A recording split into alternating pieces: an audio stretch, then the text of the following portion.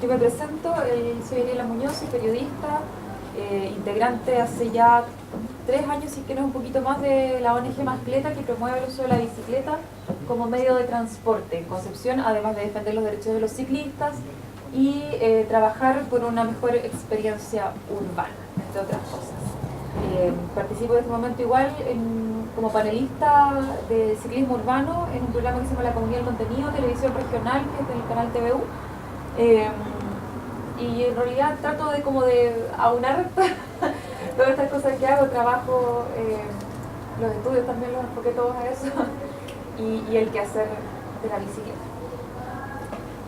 Yo les voy a hablar como en un sentido bastante amplio el tema del ciclismo y de cómo esto ha ido emancipando a la mujer a través de los años y lo sigue haciendo. Quizás de repente cuando uno habla de género dice, ay, ¿por qué no habla de los dos géneros?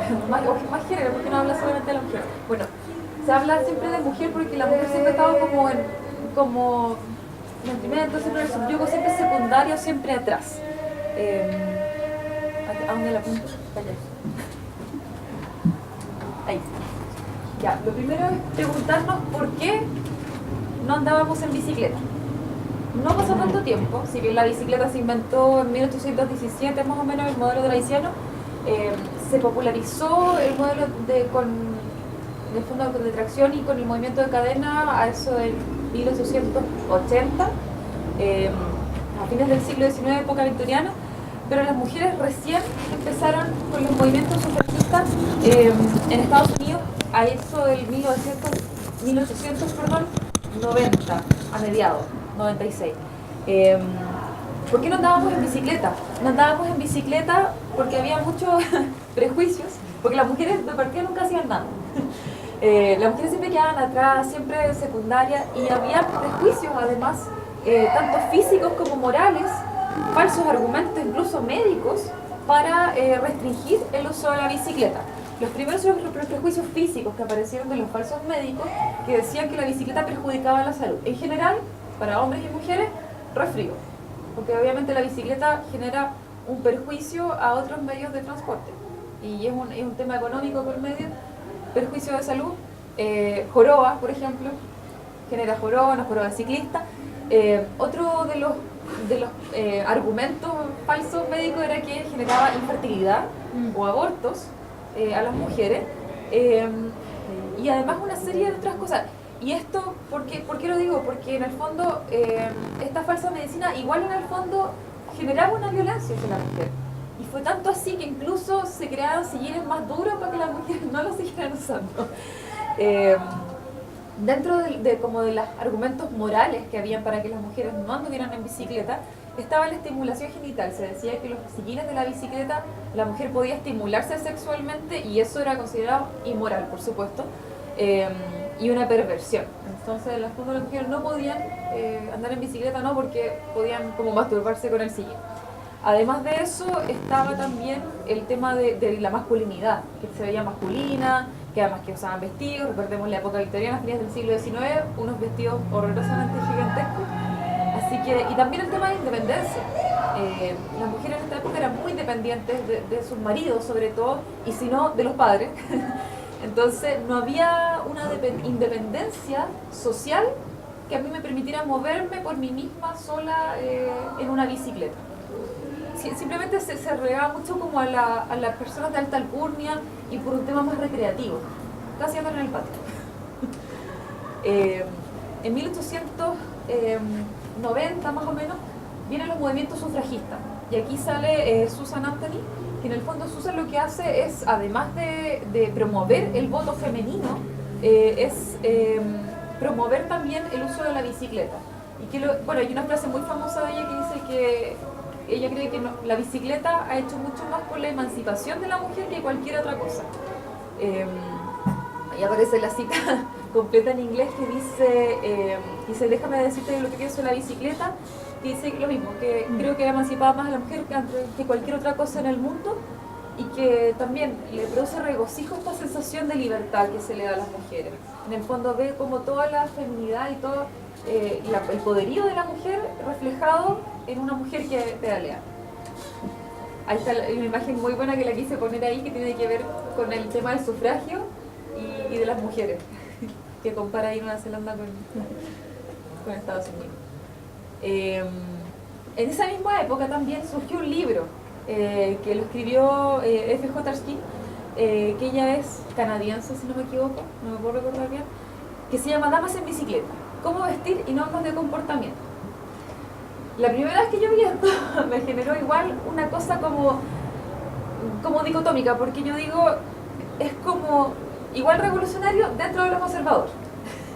Si yo veo este título, me imagino así como el manual de Carreño, una cosa así, como que me van a decir, ande con las piernitas para los lados, se cabalgante con vestido, ¿cierto? Pero además, tú dices, en esa época en que las mujeres no andaban en bicicleta, que una mujer escribiera un libro sobre cómo andar en bicicleta, ya es un tremendo avance. En el fondo fue una cosa revolucionaria, porque pese a que dijera cómo vestirse, qué comer, por ejemplo, cuando uno va a andar en bicicleta, a dónde tiene que ir, cómo tiene que comportarse. Y aquí, mira, hay unas citas bien interesantes de este libro. Que aquí está, por aquí.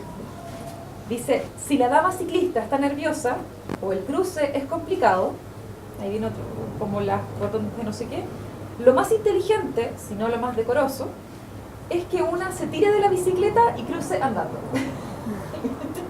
Entonces, tenía normas como de este estilo. Ir acompañada cuando se hacen excursiones constituye una certera salvaguarda contra las molestias ocasionadas por vagabundos. Ahí viene también el acoso callejero, existió desde siempre. Entonces, claro, esto es una guía de una mujer ciclista revolucionaria en la época victoriana para mujeres que también quisieran andar en bicicleta. El vestuario, esto es una cosa súper importante que ocurrió también con la llegada de la bicicleta y con la llegada de las mujeres arriba de la bicicleta, es que en el fondo, a ver, pensemos en un vestido como este, de la época victoriana, clásico. Hace poquito, de hecho, me acuerdo porque vi un video que recreaba cómo vestir a una mujer en esta época, y les juro, era lo menos práctico que había vestirse por una mujer. Yo creo que era lo más lento que hacían todo el día. Panties, medias, corsé, cintita, el zapatito, delantal, los bolsillos del vestido, el faldón, el falso, etc. Todavía no se había peinado. Entonces, ¿qué pasa con el vestuario? Empieza a modificarse y sale como unas cosas que le llamaban bloomers, que son como una bombacha, que vendría siendo como esta de acá al medio. Que en el fondo eso ya le permitía subirse de una manera más práctica a la bicicleta y poder pedalear sin problema. El corsé, las cinturas se liberaron, y también toda la deformación anatómica que ocasionaba el corsé. Bueno, en el fondo se liberaron las cinturas de este horror y se liberaron las piernas. Si bien nosotros podemos pensar que los vestidos son mucho más libres, no, en esa época no eran libres. Eran como 3 kilos de ropa que se ponían. Entonces, esto es una revolución de vestuario, de independencia, de movilidad y además de independencia moral, de independencia mía propia. Los otros cambios que vienen también son el tema del ciclismo deportivo. El ciclismo deportivo también, antiguamente solamente habían categorías masculinas, y claro, en el fondo empiezan ciclistas famosas como Megan Gardiner, que es de Estados Unidos, que también es muy destacada, y tenemos hoy día ciclistas que se destacan, pero que si bien no son conocidos. Ercuden Almagro, que es de España, ella fue también una ex corredora de pista, y ahora ella fue la fundadora de Mujeres en Bici. Mujeres en Bici es una agrupación española que en el fondo promueve el ciclismo en comunidad para las mujeres. Y ella no compite. Después, ¿qué pasó también? Hay otras modificaciones actuales que en el fondo han ido como tratando de quitar el tema del machismo dentro del ciclismo. Antiguamente siempre en los Juegos Olímpicos había más competidores hombres que mujeres. Eso es súper común. De hecho, en los Juegos Olímpicos de Tokio, que vienen en el año 2020, se añadieron nuevas competencias, y estas nuevas competencias, que son, por ejemplo, mixtas, natación, arquería, atletismo, judo, tenis de mesa y triatlón, son algunas de ellas, se doblaron para esta nueva versión de los Juegos Olímpicos, a diferencia de lo que existía en Río, por ejemplo, 2016. Pero hay una cosa súper curiosa de eso. ampliaron las competencias femeninas, quitaron algunas masculinas, pero son mucho menos deportistas los que compiten en total en Tokio que en Río 2016. O sea, eso quiere decir que sigue habiendo más deportistas hombres, en general. Bueno, crearon categorías exclusivas también en el boxeo, el canotaje, el remo, la yastina, que no sé qué es, me disculpo, y el tiro. Las mujeres en esta competencia se estima que van a ser un 48,9% en total, casi la mitad, casi. Pero ahí está. Pero como les decía, sigue significando más, en el fondo, menos deportistas en total por el hecho de añadir mujeres y de sacar hombres. Entonces seguimos teniendo como una predominancia masculina en las Olimpiadas. Y hay otros casos que también son bien curiosos que les quería mencionar aquí en el caso de los deportes. Hay una ruta de mountain bike que es de la Garroviña en España, que tuvo un alegato de un grupo femenino que se llamaba Malvaluna. ¿Por qué? Esto sucedió porque los premios, las categorías, había categoría femenina y masculina, los premios masculinos eran mucho más altos, casi el doble de los femeninos, en las mismas categorías. Por ejemplo, si los premios en orden de mayor a menor de los hombres eran de 100, 50 y 30 euros, los de las mujeres en las mismas categorías eran de 50, 30 y 20 euros. Esos eran los premios de la ruta de mountain bike. Y el alegato lo hizo este grupo Malvaluna y se supone que ya no debería volver a repetirse y que se iban a equiparar los premios. Pasó otra cosa también en el Tour Down Under de Australia, el Challenge de Mallorca y la Vuelta a la Comunidad Valenciana también, que en el fondo eso tiene que ver con la entrega de los premios. No sé si han ido a alguna competencia de ciclismo, es súper común, o competencia de cualquier cosa en realidad, cualquier concurso, es súper común que llegue la modelo a entregar el premio. Es súper común. Entonces, de hecho a mí me pasó hace poco. Entregar el premio. Entonces, esto cosa de que las modelos entreguen premios, de que le den besos a los deportistas, era en el fondo tener a la mujer como un objeto de trofeo, en el fondo era como parte del premio. Este beso de la mujer, esta cosa de que llega una niña con minifalda y que todos le chifren. Entonces, todo esto se acabó en el fondo, en estas tres competencias. Van a haber también anfitriones hombres que van a entregar premios, y se acaba toda esta cosa como de la mujer trofeo en el fondo.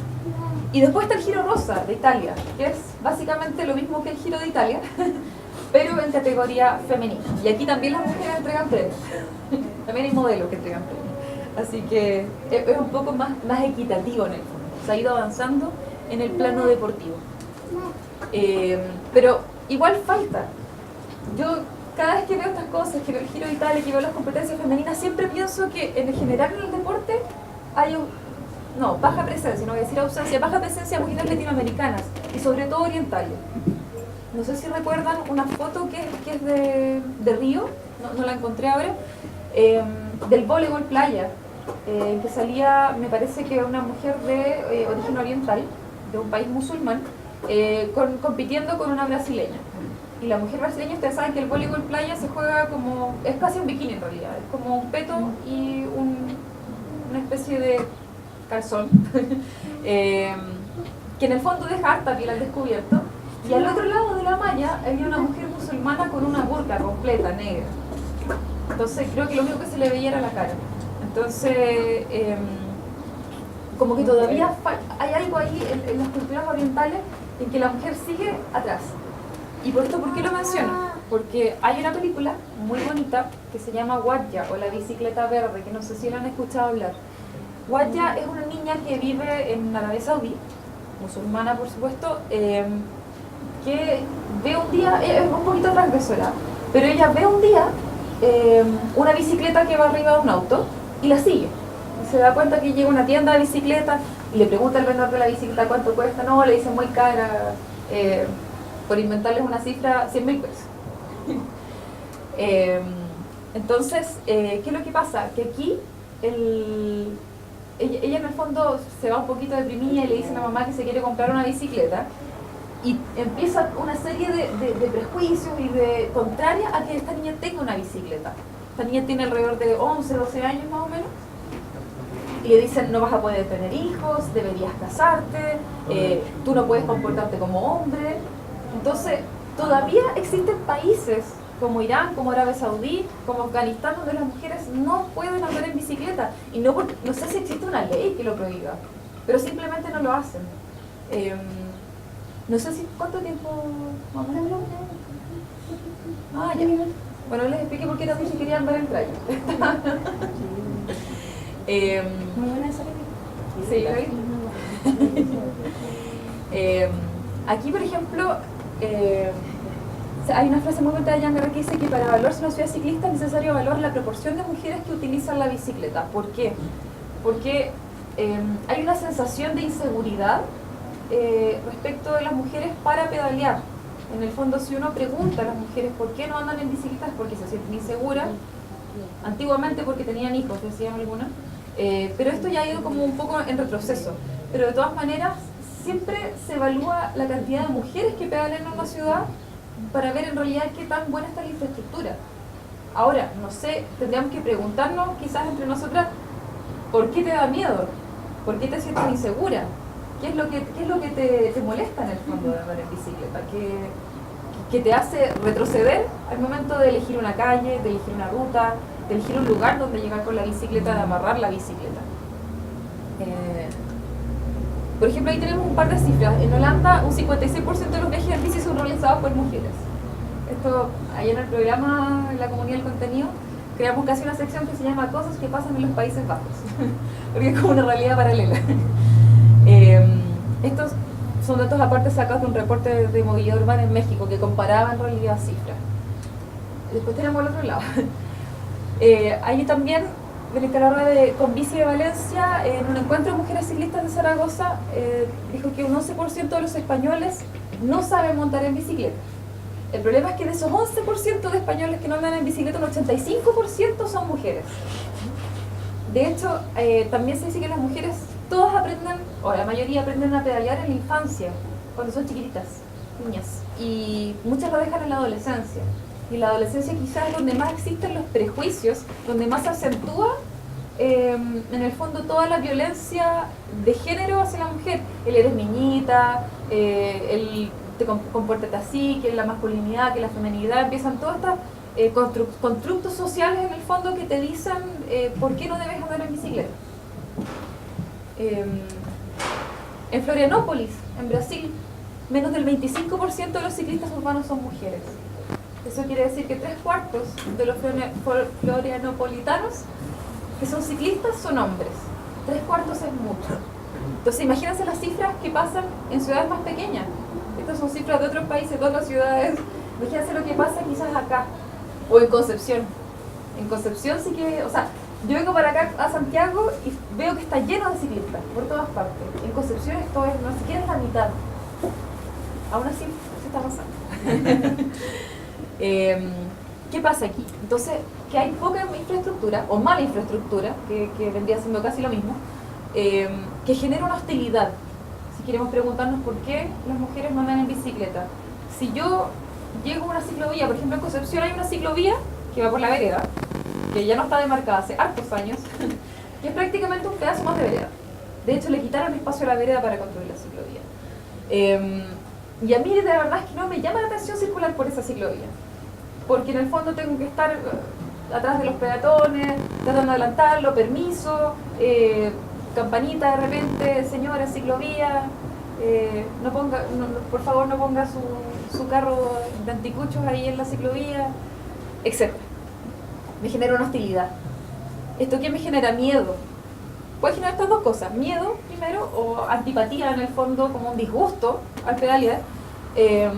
O qué pasa si, por ejemplo, en el caso del miedo, si yo voy por una ciclovía que me parece insegura, que no tiene iluminación, que pasa de repente por una zona periférica que no tiene ningún resguardo, no hay casas cerca, qué sé yo, hay mucho terreno baldío, me va a generar miedo. ¿Y qué es lo que va a generar todo eso en el fondo? Toda esta hostilidad, esta antipatía, este disgusto, es impedimento. El que yo no pedalee, el que elija no andar en bicicleta para llegar a cierto lugar, para hacer mi vida normal, en el fondo, para trasladarme a donde tengo que trasladarme. O quizás que cambie mi ruta, quizás porque sea más larga, para llegar a donde tengo que llegar. Y eso es violencia también. Le quiero preguntar a todas las mujeres que están acá, ¿cuántas de estas frases les resultan súper familiares o muy parecidas?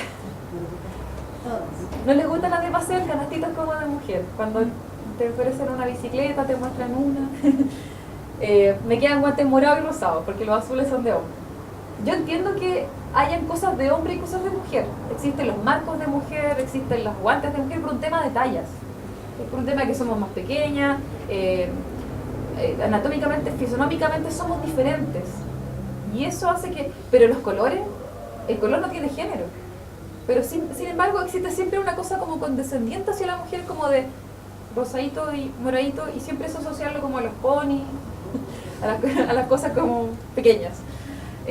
Dígale a su pololo que le ayude, eso me lo dicen siempre. Es súper común que me lo digan, voy a un taller, no, que no sé qué, o va a comprar un repuesto, pero dígale a su pololo que le ayude. Digo, oye, yo tengo mi herramienta, tengo mis cosas, probablemente hay cosas que no sepa hacer, sí es verdad, yo tampoco soy una gran mecánica, y quizás muchas tampoco, y quizás muchos hombres tampoco. Pero ¿por qué esa cosa de siempre suponer que el hombre sabe más de mecánica que una mujer y que una mujer nunca lo va a saber? ¿No te da miedo pedalear sola de noche? También es una cosa que personalmente me pasa mucho.